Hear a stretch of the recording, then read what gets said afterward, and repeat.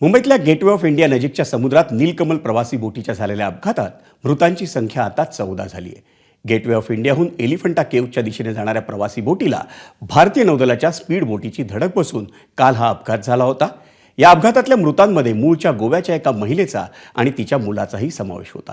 गोव्याच्या या पठाण कुटुंबातील 5 जण दुर्घटनाग्रस्त बोटीवर होते. त्यापैकी 3 जण सुदैवानं वाचले.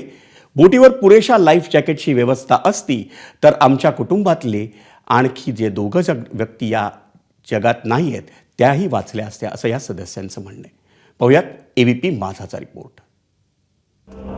फोटोतल्या या चिमुरडीनं मुंबईतल्या बोट दुर्घटनेत आपली आई गमावली, आपला भाऊ गमावला.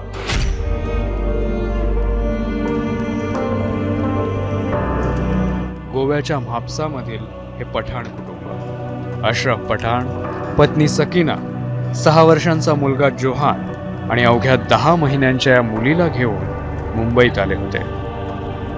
अशरफ यांची मेहुणी सकीनाचं मुंबईत एक काम होतं. कामासोबतच फिरण्यासाठी म्हणून पठाण कुटुंबही सोनाली यांच्या सोबत मुंबईत आला. आप कहाँ से हो? हम गोवा से हैं, मापसा से. बॉम्बे मेरा काम था तो काम की वजह से आए. मेरी बहन ने बोला चल बॉम्बे घूमेंगे, तू तेरे काम से जा रही. नहीं हम सब गोवा वाले ही हैं. तो वैसे मेरा काम था करके वो भी आए मेरे साथ. एक ट्रिप हो जाएगा 2 दिन का छोटा सा. तो मैं बोला आ जाओ, क्या आ जाओ, बुलाया इधर. पठाण फॅमिलीनं एलिफंटाला जाण्याचा प्लॅन केला. बोटीत बसले तेव्हा क्षमतेपेक्षा जास्त लोक भरले जात आहेत याची जाणीव सोनाली यांना झाली. त्यांनी तशी विचारणाही केली.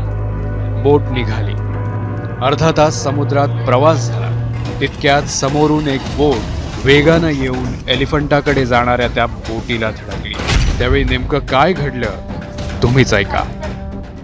बोटीत 100 पेक्षा जास्त प्रवासी, पण लाईफ जॅकेट्स फक्त 40. बोट मालकाचा हाच हलगर्जीपणा अनेकांच्या जीवावर उठला. जब बोट निकली हम लोग ऊपर जाके बैठ गए. ऊपर बैठे, बोट आराम से जा रही थी. हम आराम से एंजॉय कर रहे थे उधर.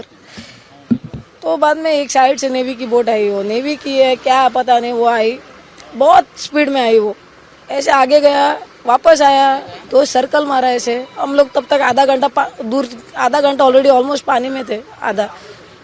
तो ऐसे टर्न मारा उन्होंने और सामने आके मारा. और हम लोग ऊपर जो वहाँ पे डैश हुआ ना, हम लोग उधर ही बैठे थे ऊपर में. तो हम लोग को एग्जैक्ट देखने को मिला क्या हुआ.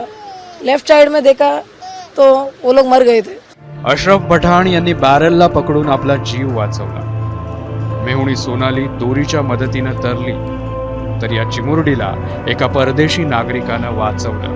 पण सकीना दुर्दैवी ठरल्या. त्यांचा मृतदेह मिळाला, पण 6 वर्षांचा जोहान अजूनही बेपत्ता आहे. मेरी बहन नीचे गिर गई उधर. वो टाइम पे चक्कर आया उसको डर के. तो मैंने उसको उठाया, पानी पिलाया. मैंने बोला कुछ नहीं होगा. वो पूछ रही मुझे सोनाली कुछ नहीं होगा ना हम लोग. मैंने बोला नहीं, हम जाएंगे रिटर्न. तो हम लोग सीढ़ियों पे ही थे खड़े. तो नीचे से मेरी बहन बोल रही है सोनाली लाइफ जैकेट नहीं मिल रहा है, खत्म हो गया, इधर नहीं है. तो मैंने बोला ऊपर आ जाओ. लोगों को बोल रहे भाई धीरे जाओ, मेरा बच्चा है मेरे साथ. मैं रस्सी पकड़ के मेरी बहन को देख रही हूँ किधर है, नहीं मिल रहे हैं. दोनों एक दूसरे को देख के रो रहे हैं. हम लोग क्या सामने से चले गए, हम लोग को देखने को भी नहीं मिला, कुछ करने को भी नहीं मिला. 7 साल का बच्चा नहीं मिल रहा है अभी हमारा. मुंबईतून एलिफंटा किंवा अलिबागकडे दिवसाला शेकडो बोटी प्रवास करतात. पण या प्रवासी बोटींमध्ये सागरी प्रवासासाठी घालून दिलेले नियम पाळले जातात का? केवळ पैशांसाठी क्षमतेपेक्षा जास्त प्रवाशांची वाहतूक होते का? अपघात घडल्यास प्रवाशांचा जीव वाचवण्यासाठी लाईफ जॅकेट सारख्या गोष्टी बोटीवर पुरेशा प्रमाणात असतात का? या सगळ्या बाबींकडे संबंधित यंत्रणांची देखरेख नसते, हेच या बोट दुर्घटनेनं अधोरेखित केलंय. आता 13 जणांचे जीव गमावल्यावर तरी या यंत्रणांचे डोळे उघडणार का? अजय मानेसह ब्युरो रिपोर्ट, एबीपी माझा, मुंबई. एबीपी माझा, उघडा डोळे बघा नीट.